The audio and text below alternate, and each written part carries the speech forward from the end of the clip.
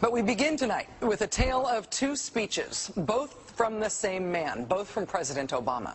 One speech that could have been billed as a ballad to the Constitution, a proclamation of American values, a repudiation of the lawless behavior of the last presidential administration, and another speech announcing a radical new claim of presidential power that is not afforded by the Constitution and that has never been attempted in American history, even by George W. Bush and Dick Cheney.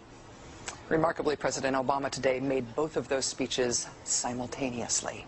Standing inside the National Archives in front of the actual original Constitution, President Obama delivered a blistering critique of the Bush administration, in which he called their actions and their legacy literally a mess. Our government made a series of hasty decisions. Poorly planned, haphazard approach. Too often, we set those principles aside as luxuries that we could no longer afford. Our government made decisions based on fear rather than foresight. The decisions that were made over the last 8 years established an ad hoc legal approach for fighting terrorism that was neither effective nor sustainable. An ad hoc legal approach for fighting terrorism that was neither effective nor sustainable. Ouch. Then, moments later, he announced his own ad hoc legal approach for fighting terrorism. President Obama today proposed something new, something called prolonged detention. Doesn't sound that bad, right? Prolonged detention. Did you ever see the movie Minority Report? It was based on a Philip K. Dick short story. Came out in 2002. It starred Tom Cruise, remember? He played a police officer in something called the Department of Pre-Crime.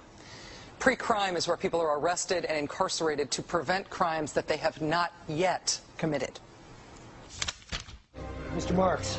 By mandate of the District of Columbia Pre-Crime Division, I'm placing you under arrest for the future murder of Sarah Marks and Donald Dubinos. Take place today, April 22nd, at 0800 hours, 4 minutes. No, I didn't do anything.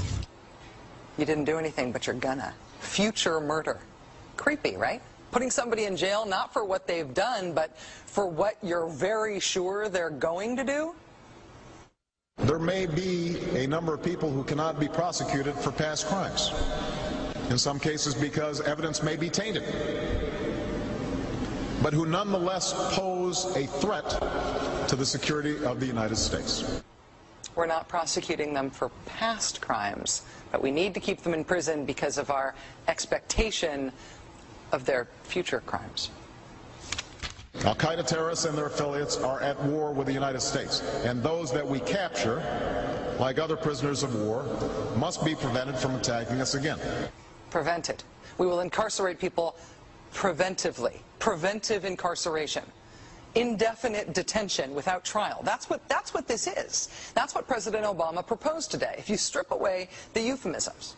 One civil liberties advocate told the New York Times today, quote, "We've known this was on the horizon for many years, but we were able to hold it off with George Bush. The idea that we might find ourselves fighting with the Obama administration over these powers is really stunning." And it is stunning, particularly to hear President Obama claim the power to keep people in prison indefinitely with no charges against them, no conviction, no sentence, just imprisonment.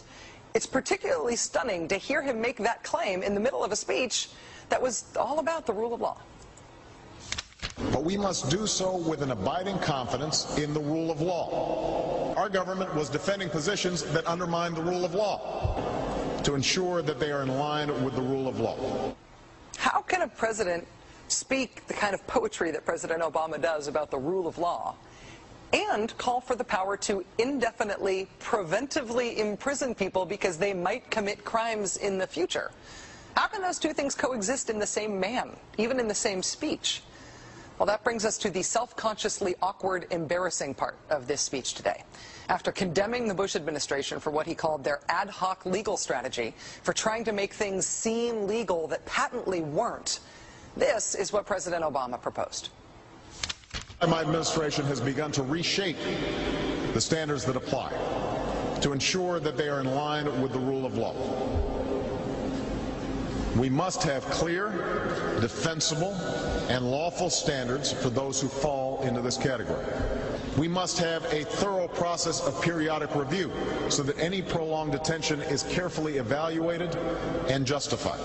Our goal is to construct a legitimate legal framework for the remaining Guantanamo detainees that cannot be transferred. Our goal is not to avoid a legitimate legal framework. In our constitutional system, prolonged detention should not be the decision of any one man.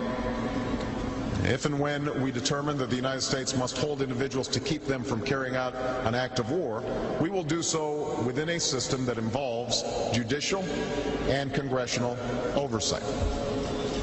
And so going forward, my administration will work with Congress to develop an appropriate legal regime so that our efforts are consistent with our values and our Constitution. You'll construct a legal regime to make indefinite detention legal. You will, what does he say? Develop an appropriate legal regime. So you can construct a whole new system outside the courts, even outside the military commissions, so that you can indefinitely imprison people without charges. And you'll build that system from scratch. What's that somebody said about ad hoc legal strategies? Just for context here, in the United Kingdom, where there isn't even a Bill of Rights, there's been a major debate about whether people can be held in preventive detention. Former British Prime Minister Tony Blair wanted 3 months to be the outer limit for how long anyone could be held. There was a big political fight about it. Parliament ended up limiting that power to 28 days. 28 days is still the longest period of preventive detention that's allowed under law in any comparable democracy anywhere in the world. How long would President Obama's proposed preventive indefinite detention last? Well, he's not saying yet, but here's how he defines the threat that he says makes indefinite detention necessary.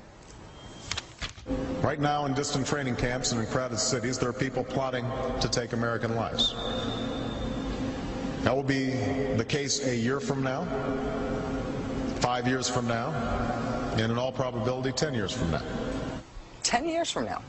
So you could get arrested today and locked up without a trial, without being convicted, without being sentenced for, say, 10 years until the threat of your future criminal behavior passes. Prolonged detention, he's calling it.